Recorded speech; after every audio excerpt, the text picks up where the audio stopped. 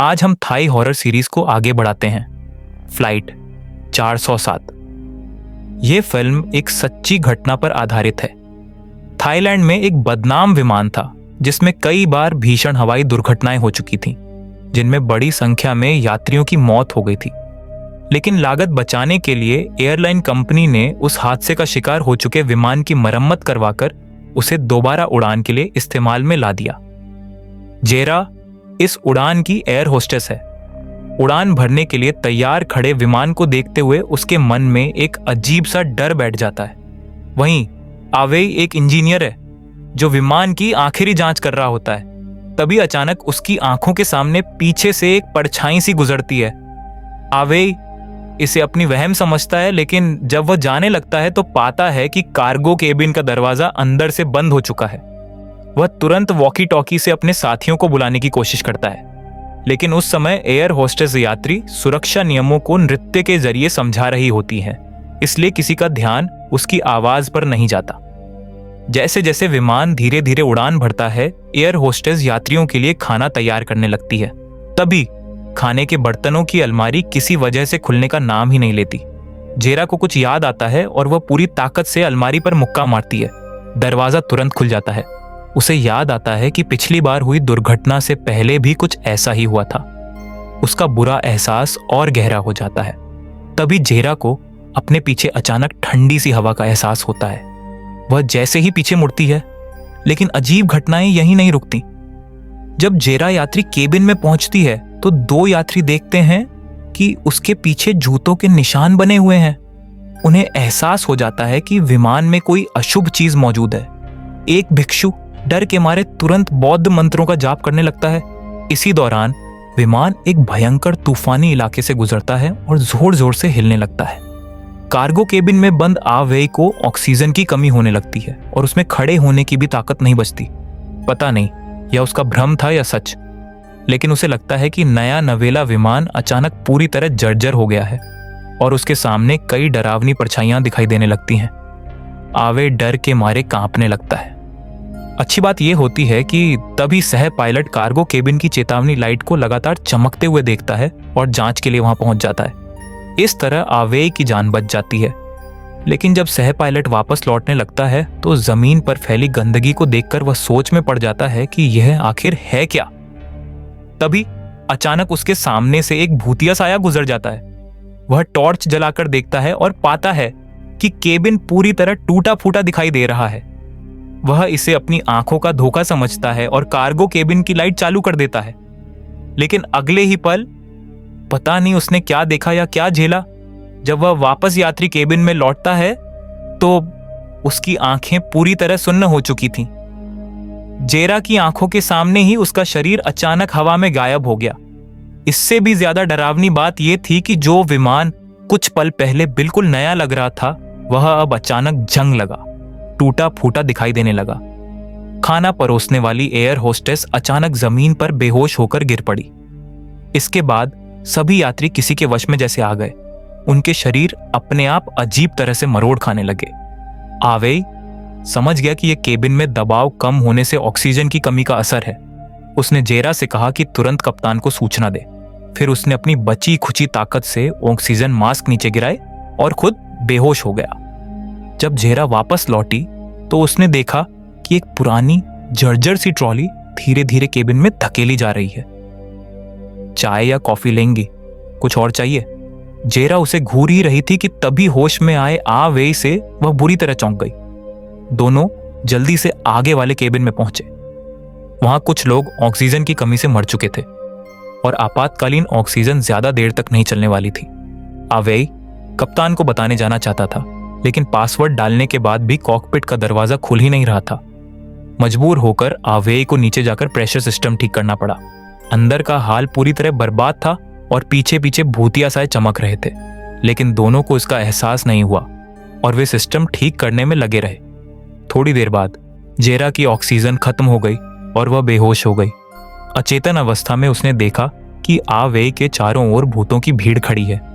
उधर यात्री केबिन में भी हालात बिगड़ने लगे। वही पुरानी ट्रॉली फिर से दिखाई दी। सब डर गए, सिर्फ आज ये हिम्मत करके आगे बढ़ा। उसने ट्रॉली को धक्का दिया। लेकिन कुछ भी अजीब नहीं लगा। जैसे ही उसने पीछे मुड़कर देखा, ट्रॉली गायब हो चुकी थी। तभी उसकी प्रेमिका को जोर जोर से झटके लगने लगे। मैं करूंगी, ओह! फिर वह झटके खाते खाते बेहोश हो गई। समय बीतने के साथ यात्रियों की हालत ऑक्सीजन की कमी से बेहद खराब हो गई। एक बड़ी उम्र की महिला ने धुंधली हालत में देखा कि एक अजीब सी लड़की उसे घूर रही है। उसने पूरे केबिन की ओर देखा, चारों तरफ भूतों की भीड़ खड़ी दिखाई दी। खुशकिस्मती से आवेई ने आखिरी पल में ऑक्सीजन सिस्टम ठीक कर दिया और जेरा को सहारा देकर यात्री केबिन में वापस लाया। तभी उस महिला ने कहा कि आज जो कुछ भी हो रहा है वह सब जेरा की वजह से है। सबकी सुरक्षा के लिए उसने जेरा को पीछे के केबिन में जाने को कहा। आवेई उसका बॉयफ्रेंड था, इसलिए वह भी उसके साथ चला गया। लेकिन पीछे पहुंचकर दोनों चौंक गए। वहां एक भी यात्री नहीं था। इसी दौरान बाहर जोर जोर की आवाजें आने लगीं और चारों ओर भयानक हंसी गूंजने लगी। यात्री डर के मारे पीछे हटने लगे और जेरा से सवाल करने लगे कि उसने इन आत्माओं को कैसे बुला लिया। मजबूरी में जेरा ने सच्चाई बता दी। 10 साल पहले वह भी एक ऐसी ही विमान दुर्घटना में फंसी थी। उस समय सभी यात्री पागल हो गए थे और अंत में सिर्फ वही जिंदा बची थी। तब जेरा को एहसास हुआ कि ये वही विमान है। उसने टॉर्च से रोशनी डाली तो दरवाजे पर जगह जगह नाखूनों के निशान दिखाई दिए। तभी 3 मरी हुई एयर होस्टेस सामने प्रकट हो गईं। सब जान बचाकर भागे, लेकिन एक लड़की गिर पड़ी और पीछे रह गई। आजी खुद भागना चाहता था, मगर दरवाजा एक पति पत्नी ने बंद कर दिया। जब वह वापस लौटा तो उसकी प्रेमिका पर बुरी आत्मा सवार हो चुकी थी। आजी ने उसे मुक्का मारा और फिर फायर एक्सटिंग्विशर से मार मारकर उसकी जान ले ली। सबके मिलने के बाद उस महिला को पता चला कि उसकी बेटी गायब है। सबने 2 समूह बना लिए। आवेई कुछ लोगों के साथ कार्गो केबिन में औजार लेने गया, जबकि वह महिला और भिक्षु बेटी को ढूंढने निकल पड़े। जमीन पर एक बूढ़ी औरत पड़ी थी। भिक्षु उसे शांति देना चाहता था, लेकिन वह अचानक जिंदा होकर महिला पर झपट पड़ी। महिला ने उसे जोर से लात मार दी। अत्यधिक डर इंसान को हिंसक बना देता है। महिला ट्रॉली की ओर दौड़ी। बचाओ, बचाओ! बूढ़ी औरत को मारने के बाद भिक्षु भी उसकी आंखों में भूत बन गया। वह पूरी तरह पागल हो चुकी थी। मदद करने आए एक यात्री और एयर होस्ट को उसने बोतल मारकर वहीं मार डाला। एयर होस्ट डर के मारे कार्गो केबिन की ओर भागा। उधर आवेई और उसके साथियों के सामने 3 लंबी टांगों वाली एयर होस्टेस ऊपर से उतर आईं। भागने का रास्ता न होने पर उन्होंने आंखें बंद कर लीं। किस्मत से वे बच गए, क्योंकि आत्माएं सीधे नुकसान नहीं पहुंचा सकती थीं। लेकिन आजिए ने आंखें खोल दी। पीछे मुड़ते ही उसका दिमाग टूट गया। उसने कुल्हाड़ी से अंधाधुंधवार शुरू कर दिए। तभी एयर होस्ट अंदर आ गया। उन्हें समझ आ गया कि बुरी आत्माएं इंसानों को डर के जरिए मारती हैं। हिम्मत जुटाकर वे यात्री केबिन में लौटे, जो अब पूरी तरह आत्माओं के कब्जे में था। डर को दबाते हुए वे आगे बढ़े, लेकिन रास्ता रोक लिया गया। आजिए को लगा कि आत्माएं उसे नुकसान नहीं पहुंचा सकती, लेकिन अगले ही पल उसे मौत के घाट उतार दिया गया। उसे मारने वाली वही महिला थी जो अब एक हत्यारी बन चुकी थी। तभी विमान झुक गया और ट्रॉली तेजी से आकर सब पर चढ़ दौड़ी। बिखरे चाकू कांटे महिला के सीने में घुस गए और वह बेहोश हो गई। लेकिन आत्माएं अब भी जेरा को निशाना बनाए हुए थी। दबाव में आकर जेरा ने आखिरी सच बता दिया। उस हादसे में वह इतनी डर गई थी कि कॉकपिट में छिप गई थी और किसी को अंदर नहीं आने दिया। जब किसी ने जबरदस्ती दरवाजा खोलना चाहा तो उसने दरवाजे से अपनी सहकर्मी को कुचलकर मार डाला था। जैसे ही वह पछतावा कर रही थी, वह महिला फिर उठ खड़ी हुई और जेरा का गला घोंटने लगी। तभी विमान तेजी से नीचे गिरने लगा। ट्रॉली फिर आई और महिला हमेशा के लिए खत्म हो गई। उन्होंने कॉकपिट में छेद किया। कप्तान पहले ही मर चुका था। आवेई ने विमान संभाला और उसे स्थिर किया। जमीन के पास पहुंचते ही विमान फिर से नया दिखने लगा। बचाव दल पहुंचा और सब बच गए, लेकिन जेरा उतरने नहीं आई।